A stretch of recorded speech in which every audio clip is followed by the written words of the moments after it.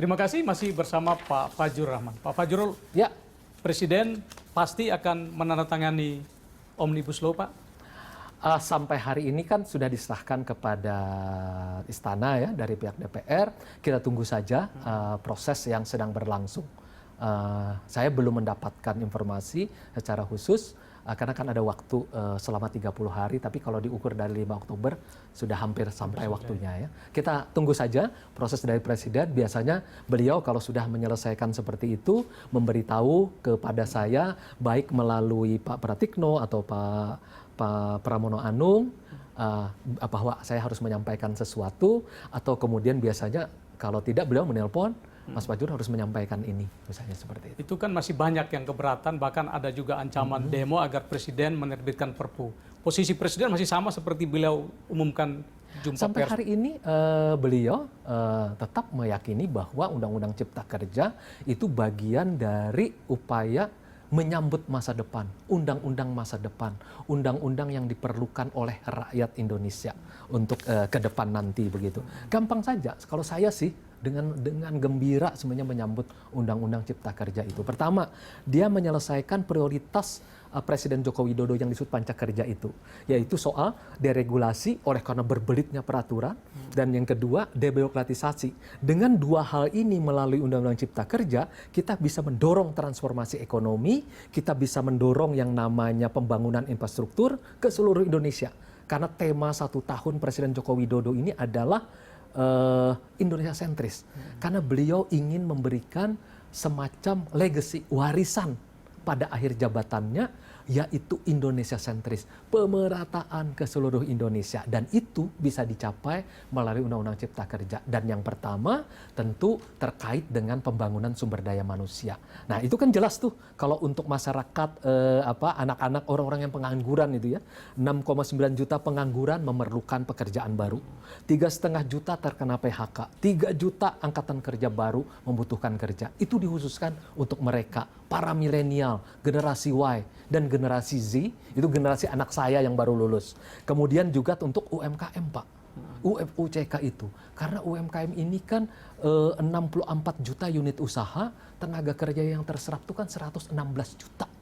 Nah, berarti hampir 60% kue nasional atau PDB kita itu disumbang oleh UMKM.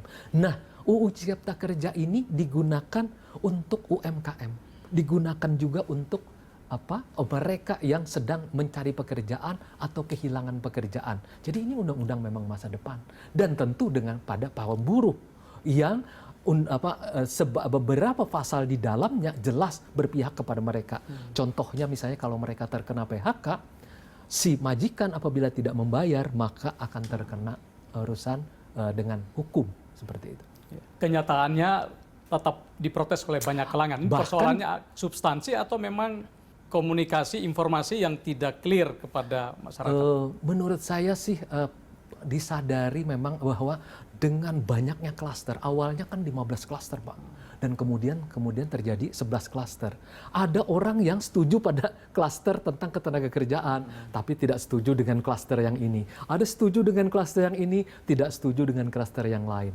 Dari 15 klaster itu ada 4 yang dicabut. Itu adalah upaya kritik dari masyarakat semuanya, bahwa ini jangan dimasukkan, ini jangan dimasukkan, ini harus diubah. Jadi perubahan-perubahan yang terjadi, baik selama Oktober sampai April di pemerintahan, saya mengikuti karena terlalu ikut dalam rapat terbatasnya, rapat paripurnanya, lalu kemudian diserahkan kepada DPR dari April sampai dengan bulan Oktober, itu terus-menerus terjadi komunikasi. Kalau saya mengutip dari Pak Airlangga Hartarto, Menteri Perekonomian, berapa puluh kali beliau bertemu dengan berbagai pihak, dari pekerja, pengusaha, dan yang lain-lain. Pak Mahfud MD, sampai Pak Mahfud itu berkali-kali mengatakan, saya sudah bertemu dengan nama orang ini, pemimpin buruh ini, pemimpin buruh itu. Dan beberapa sudah berubah sesuai dengan apa yang mereka masukkan kepada kita. Jadi ini memang menurut saya pasti akan ada. Kita berterima kasih, berarti demokrasi dinamikanya berjalan. Yang penting setiap berdemonstrasi, setiap menyampaikan pendapat, sesuaikan dengan alur yang ada regulasi. Misalnya kalau nanti bagus kalau melalui Mahkamah Konstitusi, Harus diingat, Mahkamah Konstitusi itu adalah buah dari demokrasi kita. Buah dari demokrasi kita. Manfaatkan untuk itu. Nah, undang-undang menyampaikan pendapat, buah dari reformasi kita. Jadi Pemerintah sudah manfaatkan. siap menghadapi kemungkinan putusan MK. Sangat siap, Termasuk Pak. kalau tiba-tiba MK mengabulkan gugatan dari yang ajukan Betul, judicial dan review. itu bahkan pernah terjadi kan, misalnya dengan undang-undang dulu tentang KKR, Komisi Kebenaran Rekonsiliasi, satu pasal diuji judicial review oleh kelompok masyarakat, dari sana lalu ultra petita dicabut Pak undang-undangnya. Sangat mungkin itu terjadi. Jadi kalau zaman saya nih, saya sampai pecah kepala nih kan Pak, 8 jahitan, gara-gara turun ke jalan kan, masuk penjara 3 tahun, dibuang Nusa Kambangan. Dulu protes undang-undang itu harus ke Senayan itu Pak, dan sampai di sana yang nemuin itu Pak cuma pengamanan dengan tiang pagar. Kalau sekarang saya itu udah berkali-kali ke Mahkamah Konstitusi, bergembira karena bertengkar secara akademis di Mahkamah Konstitusi. Kita dari bertengkar dari kata, frase, kalimat, pasal gitu Pak ya, bertengkar secara ilmiah. Kami membawa sebanyak-banyaknya profesor, sebanyak-banyaknya doktor, sebanyak-banyak guru besar, mari bertengkar di Mahkamah Konstitusi. Dulu tidak ada. Dulu Pak memprotes undang-undang, pecah kepala Pak, dan masuk penjara. Sekarang enggak.